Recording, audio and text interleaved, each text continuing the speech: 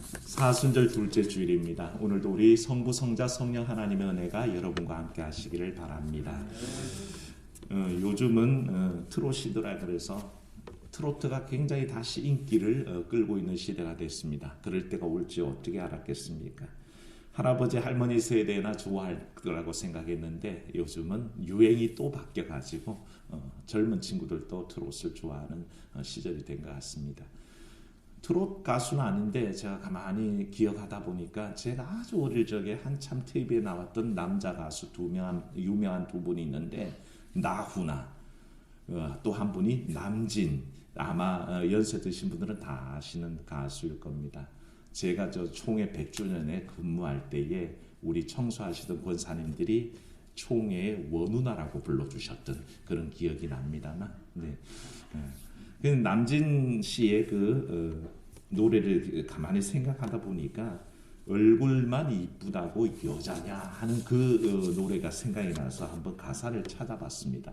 그랬더니 이게 사람의 기억이란 게 어릴 적에 들었던 건데도 어렴풋이 기억나서 한번 흥얼거려 봤어요. 새까만 눈동자의 아가씨 뭐 이렇게 딱 나가는 건데 그 다음은 잘 모르겠습니다. 마음이 비단같이 고와서 정말로 나는 바랬네. 그러더니 마음이 고와야 여자지 얼굴만 예쁘다고 여자냐? 한 번만 마음 주면 변치 않는 여자가 정말 여자지. 막 그런 가사들이 정겨웠습니다. 근데 가만히 생각해 보면요, 그때도 이렇게 외모 지상주의보다는 심성의 아름다움을 노래하는 그 세태가 있었구나 하는 생각이 들면서도 그럼에도 불구하고 이렇게 50년 가까이가 지나가는데 왜 아직도 사람들은 그것과 거꾸로 가는가 하는 것을 한번 생각해 봅니다. 얼굴이 예뻐야 여자지 마음이 이쁘다고 여자냐 하는 식으로 살아가는 세태가 아닌가 합니다. 노래 가사는 얼굴이 예뻐야 여자냐 마음이 고와야 예뻐지 그러지만 실상은 거꾸로 된다는 거죠. 얼굴 예뻐야 여자고 마음 예쁘면 여자 아닌 것처럼 얘기하는 그 세태가 참 이상합니다. 그래서 개그맨들이 우스갯소리로 그런 코미디를 하더라고요. 친구에게 여자친구 하나 소개해 주려고 신상을 쭉 나열하는데 반응이 늘 똑같습니다. 친구에게 이 여자를 소개하면서 그 여자분이 명문대학을 나왔대. 그랬더니 좋아합니다. 그래? 그런데 예뻐? 라고 묻더니 들어봐. 집안도 얼마나 좋은지 3대째 교육자 집안이래. 오, 대단한데 그런데 이뻐? 그렇게 묻더니 세 번째는 이 친구야 제발 좀 들어봐. 집도 잘 산대. 재산이 많대. 그랬더니 정말 좋은데 그런데 예뻐? 라고 귀결짓는 그 우스갯소리가 세태를 대변하는 것 같은 마음이 든다는 것입니다. 우스갯소리지만 의식이 있는 분들은 나름의 반감이 있을 겁니다. 저게 뭐야? 라는 마음이 들 테인데 과연 사람의 외적의 아름다움이 전부일까라고 묻는다면 당연히 아니라고 얘기할 수 있다는 것입니다. 성경은요, 특별히 하나님의 말씀은 우리에게 외적인 아름다움을 강조하지 않습니다. 오히려 내적인 아름다움을 우리에게 말씀하고 있고 그것이 갖추어지기를 얘기합니다. 오늘 말씀 1절에도 보면 사실은 예루살렘을 향해서 하나님의 백성들 상징하는 그 예루살렘을 향해서 뭐라고 하시냐면 거룩한 성 예루살렘이여 내 아름다운 옷을 입을지어다 라고 그렇게 권하고 있는 것을 보게 됩니다. 거룩한 성 예루살렘이라는 것은 부름받은 하나님의 백성들을 상징하는 말이죠. 그런 주의 백성들에게 강조하는 것이 아름다운 옷을 입으라 라고 얘기합니다. 이 아름다운 옷 그러니까 외적인 치장을 얘기하고 외적인 아름다움을 강조한다고 생각하지만 전혀 그렇지 않습니다. 이 말씀이 강조하고 있는 것은 외적인 아름다움을 위한 치장의 옷이 아니라 예루살렘의 모든 상처를 덮는 그 내적인 치유의 옷을 말씀하고 있다는 것을 알게 됩니다. 죄된 백성이었고 망한 백성이었고 절망한 백성이었는데 그들이 다시 일어나서 입어야 될 내적인 옷에 관한 비유가 바로 거룩한 성 예루살렘이여 아름다운 옷을 입으라 라고 얘기하고 있다는 것을 볼 수 있는 거죠. 말씀이 오늘 선포되는 이 시점에 예루살렘은 결코 아름답지 않습니다. 모든 것이 무너지고 폐허가 되어 있는 때이고요. 예루살렘 성이 바벨론에 불탄 지 벌써 70년의 세월이 흘러가고 있는 때입니다.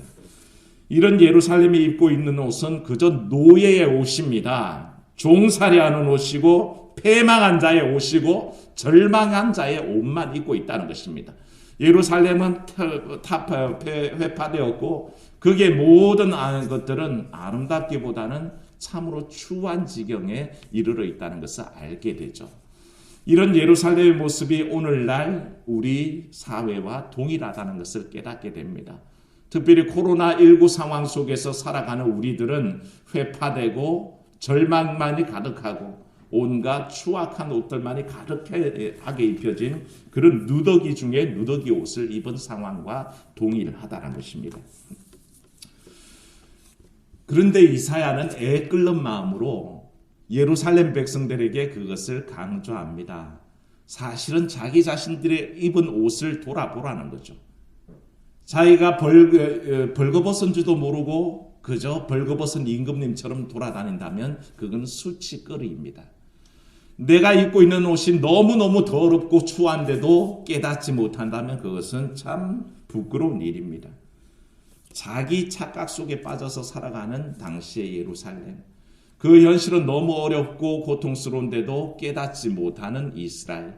결국에는 그와 같은 결과를 초래했음에도 불구하고 자신들의 추한 외양의 모습을 알지 못하는 이스라엘을 이사야는 준엄하게 꾸짖고 있다는 것입니다. 요한계시록을 보면 라오디게아 교회를 향해서 예수께서 책망하시는 대목이 나옵니다. 그게 뭐라 그러냐면 계시록 3장 18절인데 흰옷을 사서 입어서 벌거벗은 수치를 면하라라고 권면합니다. 다시 말하면 자기의 벌거벗은 수치와 같은 모든 것이 발가벗겨져 있는데도 알지 못하는 그 수치를 깨닫지 못한다고 권고하시는 거죠. 옷을 입었다고 다 옷은 아닙니다. 사랑하는 여러분, 아름다운 옷을 입으라 그런다고 그저 외적으로만 아름다운 옷을 입고 있으면 다라고 생각하는 것은 착각입니다. 요한계시록 17장에 보면 세상을 어지럽히는 음녀가 바닷속에서 나옵니다.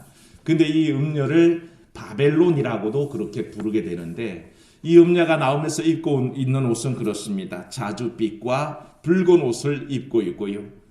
손에는 금과 보석과 진주로 꾸미고 있고 금잔을 들고 있습니다.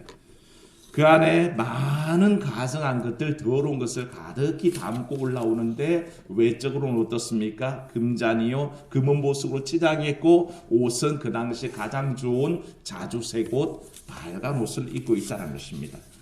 다시 말하면 시쳇말로 우리가 얘기할 때 겉모습만 번지르한 모습을 갖고 있었던 것을 지적하고 있죠. 예수님 당시에도 겉모습만 번지르한 사람들이 있었습니다. 바리새인들과 서기관들이었습니다. 이들의 삶을 예수님께서는 늘 지적하시기를 회칠한 무덤 같은 자들아 라고 그렇게 얘기했습니다. 화 있을진저 이 외식하는 자들아 라고 얘기했습니다. 겉만 번지르하고 겉만 신경 쓰고 온전하지 않은 삶을 주께서 그렇게 책망하셨던 것을 보게 됩니다. 학식도 있어 보이고요. 나름대로 교양도 있어 보입니다. 참으로 그 모습은 명예와 율법으로 가득 채워서 옷단수를 길게 주렁주렁 늘리고 다니면서 사람들 앞에 길거리 내거리에서 들으란 듯이 기도하며 돌아다녔습니다. 하지만 이 외형적인 모습을 주님께서는 받을 수가 없었고요. 그 내면에 감춰져 있는 모습은 정말 눈멀어 있는 소경이었고 죄인이었고 도저히 회복할 수 없는 절망만이 가득한 인생이라고 지적하셨던 거죠. 사랑하는 여러분, 이 사순절 둘째 주일에 여러분들은 어떤지를 돌아봐야 합니다.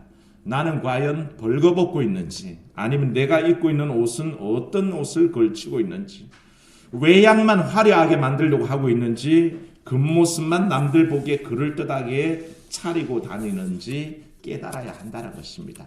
그래서 사순절이 우리에게 주어졌습니다. 자기를 철저하게 돌아보고 자기를 바꾸어 가는 겁니다. 사랑하는 여러분, 우리가 입어야 할 아름다운 옷이 있습니다. 외양을 가꾸는 옷이 아니라 우리의 내적인 충만을 가져오는 옷이라고 할 수 있는데, 요한계시록 7장 13절 14절에 이렇게 얘기합니다. 큰 환난을 이긴 다음에 나오는 무리가 있는데 그 무리들을 일컬어서 성경은 흰 옷 입은 자들이고, 그 옷을 어린 양의 피에 그 옷을 빨아서 희게 한 사람들이다 라고 그렇게 얘기합니다. 아주 역설적이죠. 주의 보혈에 씻었는데 어찌 그 옷이 희어지겠습니까? 빨갛게 물들 수밖에 없겠죠. 근데 성경은 그 붉은 피에다가 적셔서 씻은 그 옷을 흰 옷이라고 그렇게 표현하고 있습니다. 그 옷을 입은 많은 무리들, 환난 가운데 이긴 무리들이 온다라고 얘기했는데, 바로 사랑하는 여러분, 이 사순절에 그리스도의 보혈에 여러분들의 의복을 빠는, 세탁하는 그런 역사가 있기를 바랍니다. 그게 우리의 정결로 나타난다는 것입니다.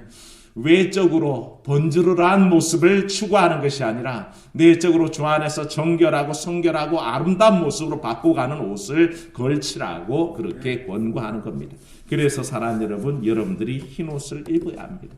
그것은 음녀가 입고 있는 자기를 드러내는 자주색 빨간색 옷이 아닙니다. 오히려 자기의 내면이 정결하게 바꾸어지는 아주 흰 옷, 깨끗한 옷을 입으라고 그렇게 권하고 계십니다. 우리는 어쩌면 지금도 패배의 옷을 걸치고 있는지도 모르겠습니다.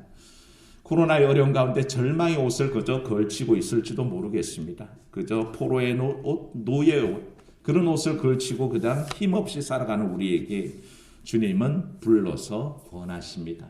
여러분들의 그 의복을 그리스도의 보혈로 푹 잠그어서 빨아서 정결케 변화되는 역사를 말씀하고 계시는 거죠.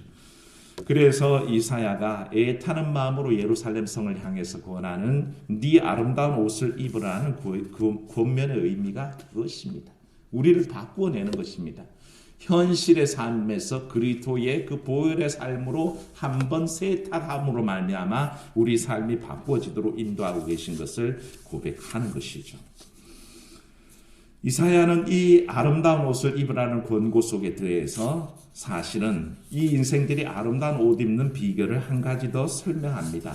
7절 말씀 한번 보시면 같이 읽어봅니다. 좋은 소식을 전하며 평화를 공포하며 복된 좋은 소식을 가져오며 구원을 공포하며 시온을 향하여 이르기를 내 하나님이 통치하신다 하는 자의 산을 넘는 말이 어찌 그리 아름다운고. 아멘. 이사야가 오늘 반복해서 7절 말씀에 한 가지 소식을 얘기합니다. 말은 5마디입니다. 뭐냐면 좋은 소식, 평화의 소식, 복된 소식, 구원의 소식, 하나님의 통치의 소식을 얘기하는데 한 절 속에 그 5가지를 얘기하죠. 근데 의미는 다 한 가지입니다. 한 가지로 귀결되는 것이 하나님께서 회복시키시고 유대민족이 살아날 것을 선포하고 있는 겁니다. 그게 바로 한 가지 소식입니다. 모양은 5가지지만 같은 얘기를 하고 있는 것이죠. 그 당시 상황에는요, 교통이 발달하지 않았습니다. 지금처럼 하루 만에 다 어디든지 가는 세상이 아닙니다. 그때는 정말 인터넷이 발달해서 지구 반대편에 실시간으로 소식이 전해지는 때가 아닙니다. 그야말로 다리품을 팔아야 될 때이죠.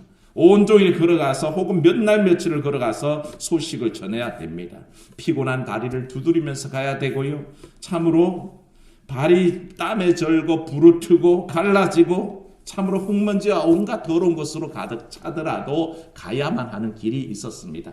그렇게 가서 전하는 메신저가 있었다는 겁니다. 그래서 전달되는 소식이 너무나 귀하고 복된 소식이었는데 회복된다는 것입니다. 모든 것이 다시 살아난다는 소식을 전하러 가는데 그 더럽혀진 발이 산을 넘어가는 그 발걸음을 가만히 보고 계실 때 주님이 말씀하시기를 그 발이 얼마나 아름다운고 라고 그렇게 얘기하고 계신 것을 보게 됩니다.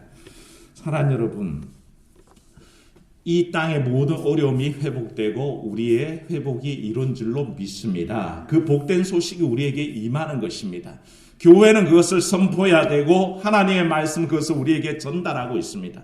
절망의 옷을 입고 있는 자들에게, 패망의 옷을 입은 자들에게, 노예의 옷을 입은 자들에게 우리의 옷들이 아름답게 바뀔 것이고 흰 옷을 입은 정결한 백성으로 거듭날 것이고 그 모든 것을 향하여 아름다운 발걸음이 와서 소식을 전할 것이라 라고 선포하고 있다는 것을 보게 되는 거죠. 그래서 사랑하는 여러분, 우리에게 전해주는 소식을 들으십시오. 회복되는 줄로 믿습니다. 그 복된 소식을 기다려야 합니다. 내 모든 상황이 바뀌어지고 이제는 회복되는 때다라는 것을 기억하고 기도하고 사모하고 기다려야 할 것을 믿습니다. 근데 이런 소식을 전하는 것이 사실은 아름답다는 것입니다. 외형적으로는 볼품이 없는 발걸음이지만 이 소식을 가지고 가는 그 발걸음이 아름답듯이 이 소식을 마음에 지닌 성도가 아름답고 이 소식을 전하는 교회가 아름답다는 것입니다. 그런 역사가 오늘 우리 삶에도 우리 교회도 있어야 합니다. 그게 바로 외적으로 드러나는 아름다움이라고 할 수 있는데 그것이 뭐 어떻습니까? 그저 뭐 보석을 치장해서 값비싼 옷을 입어서 아름답게 치장한 것이 아니라 사실은 드러나는 우리의 행실과 말로 드러나는 아름다움인 것이죠. 사랑하는 여러분, 말의 아름다움이 있어야 됩니다. 오늘 이사야가 얘기하는 그 산을 넘는 아름다운 발걸음이 가지고 가는 것은 정말 복된 소리입니다. 듣기 좋은 소리입니다. 영국 셀퍼드 대학의 음향 전문가들이 그 모든 세계 사람 한 110만 명을 대상으로 해서 듣기 싫은 소리를 리서치를 해봤습니다. 어떤 소리가 듣기 싫으냐라고 했더니 여러분도 공감을 하실 텐데요. 사람이 토하는 소리, 렉 하고 토하는 소리가 듣기 싫다. 마이크가 막 째지는 소리가 난다 그럴 때 듣기 싫고요. 아기들이 동시에 빽빽 우는 소리도 듣기 싫다 그렇게 얘기합니다. 삐걱거리는 시소 소리, 전선이 윙윙거리면서 소리를 내는 거, 휴대전화 벨 소리, 문이 삐걱거리는 소리, 개 짖는 소리, 발정난 고양이가 우는 소리, 코 훌쩍거리는 소리, 치과 가면 드릴이 쉐 하고 돌아가는 소리를 다 듣기 싫어한다라고 그렇게 얘기합니다. 저는 개인적으로요, 잉크가 다 떨어진 사인펜을 가지고 종이를 찌 긁는 소리가 너무 듣기 싫고요. 스티로폼을 벽에다 막 긁으면 미칠 것 같은 그런 느낌이 있습니다. 여러분들은 어떻습니까? 누구에게나 다 듣기 좋은 소리, 또 듣기 싫어하는 소리가 있습니다. 그런데 사실은 그런 음향 전문가들이 얘기한 그런 소리들이 우리에게 사실은 듣기 싫은 소리가 아니라 사실은 믿음 생활하면서 불평하는 소리, 비난하는 소리, 험담하는 소리, 남을 욕하는 소리가 사실은 듣기 싫은 소리들입니다. 그런 소리들 속에 우리는 거할 수가 없다는 것입니다.